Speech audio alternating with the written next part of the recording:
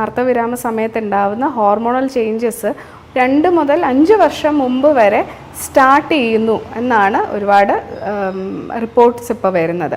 അതായത് ഒരു സ്ത്രീക്ക് നമ്മൾ പീരീഡ്സ് നിൽക്കുന്നു എന്ന് പറയുന്നത് അവരുടെ മെനോപോസിൻ്റെ ഒരു സൈൻ ആണെന്നുണ്ടെങ്കിലും അതൊരു 2 to 5 ഇയേഴ്സ് മുമ്പ് തൊട്ട് തന്നെ അവരുടെ ഒരു ഹോർമോണൽ ചേഞ്ചസ് ആ ബോഡിയിൽ കാണുന്നുണ്ട് എന്നുള്ളതാണ്. ഇപ്പോൾ ഈ വെയിറ്റ് ഗെയിൻ വരുമ്പോൾ തന്നെ അതുമായിട്ട് അസോസിയേറ്റ് ചെയ്തിട്ടുള്ള മറ്റ് പ്രശ്നങ്ങൾ, പൊതുവേ ബാക്ക് പെയിൻ ഉള്ളവരാണെങ്കിൽ ബാക്ക് പെയിൻ കൂടുക, അതുപോലെ മുട്ടുവേദന, അങ്ങനത്തെ ജോയിൻ്റ് ഇഷ്യൂസ് അതിൻ്റെ ഒപ്പം വരിക. പോരാത്തതിന് ഈ മെനോപോസിൻ്റെ സമയത്ത് തന്നെയും ബോൺ ഹെൽത്ത് പൊതുവേ കുറയാറുണ്ട്. നമ്മുടെ സ്ത്രീകൾക്ക് ഏറ്റവും സപ്പോർട്ടീവായിട്ടുള്ള ഒരു ഹോർമോൺ ഈസ്ട്രജൻ എന്ന് പറഞ്ഞ ഹോർമോൺ പെട്ടെന്ന് അങ്ങ് കുറയാൻ തുടങ്ങുകയാണ് മെനോപോസ് ആകുമ്പോഴത്തേക്കും.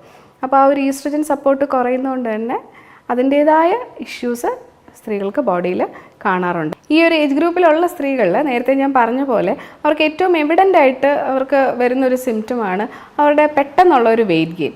അപ്പോൾ ഈ വെയിറ്റ് ഗെയിൻ വരുമ്പോൾ തന്നെ ഈ പറഞ്ഞ പോലെ അവർക്ക് ജോയിൻറ്റ് ഇഷ്യൂസ് സ്റ്റാർട്ട് ചെയ്ത് തുടങ്ങും. പ്രത്യേകിച്ച് ബാക്ക് പെയിനും മുട്ടുവേദനയായിട്ടാണ് മിക്കവരും നമ്മുടെ ഒ പിയിൽ വരുന്നത്.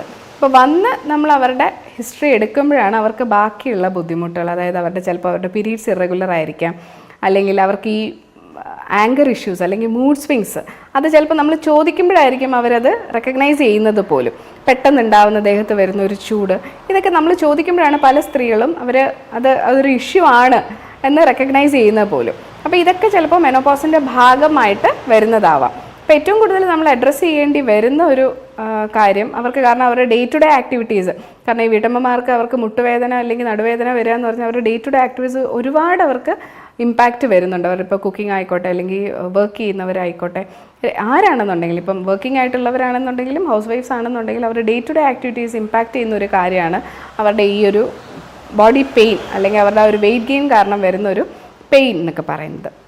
അപ്പോൾ ഇതിന് നമുക്ക് ആയുർവേദത്തിൽ എന്തെങ്കിലും ചെയ്യാൻ പറ്റുമോ എന്നുള്ളത്, ഒന്ന് അവരുടെ ഇപ്പം കാൽഷ്യം, വൈറ്റമിൻ ഡി, ഇത് രണ്ടും ചെക്ക് ചെയ്ത് നോർമൽ ആണെന്നുള്ള കാര്യം ഉറപ്പ് വരുത്തുക. കാരണം ഞാൻ നേരത്തെ പറഞ്ഞു ഈസ്ട്രജൻ സപ്പോർട്ട് വിഡ്രോ ആവുന്നതോടുകൂടി നമ്മുടെ ബോൺ ഹെൽത്തും കുറയും. അപ്പോൾ ബോൺ ഹെൽത്ത് നമുക്ക് അസസ് ചെയ്യാൻ പറ്റുന്നതാണ് നമ്മുടെ ഒരു വൈറ്റമിൻ ഡിയും കാൽഷ്യം, ബോൺ മിനറൽ ഡെൻസിറ്റി. ഈ 3 കാര്യങ്ങളും നമ്മൾ നോർമലാണെന്നുള്ളത് ഉറപ്പ് വരുത്തുക. ഇത് 3ഉം അബ്നോർമലാണ്, എന്തെങ്കിലും ഡെഫിഷ്യൻസി ഉണ്ടെന്നുണ്ടെങ്കിൽ അത് പ്രോപ്പർലി സപ്ലിമെൻറ്റ് ചെയ്യുക. ഇപ്പം വൈറ്റമിൻ ഡി കുറവാണെന്നുണ്ടെങ്കിൽ ഒബ്വിയസ്ലി നമുക്ക് അതിൻ്റെ സപ്ലിമെൻറ്റ്സ് എടുക്കാം, അത് നോർമലാവും.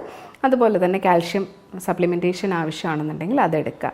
പിന്നെ ഈ സമയത്ത് അവർക്കുണ്ടാവുന്ന വെയിറ്റ് ഗെയിൻ ഒരു പരിധിവരെ അത് ഹോർമോണലാണ്, ഒരു ഹോർമോണൽ ഫ്ലക്ച്വേഷൻ കാരണം വരുന്ന ഒരു വെയിറ്റ് ഗെയിനാണ്. അപ്പം അതുകൊണ്ട് തന്നെ നമുക്കൊരു പരിധിക്കപ്പുറം അത് നമുക്ക് കൺട്രോൾ ചെയ്യാനും പറ്റില്ല.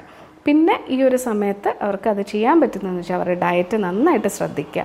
പൊതുവേ ഒരുപാട് നോൺ വെജൊക്കെ യൂസ് ചെയ്യുന്നവരാണ്, ഒരുപാട് റെഡ് മീറ്റൊക്കെ യൂസ് ചെയ്യുന്നവരാണെങ്കിൽ അതൊക്കെ ഒന്ന് റെഗുലേറ്റ് ചെയ്യുക. ഫ്രൈഡ് ആയിട്ടുള്ള ആഹാരങ്ങൾ പൊതുവേ ഒഴിവാക്കുക.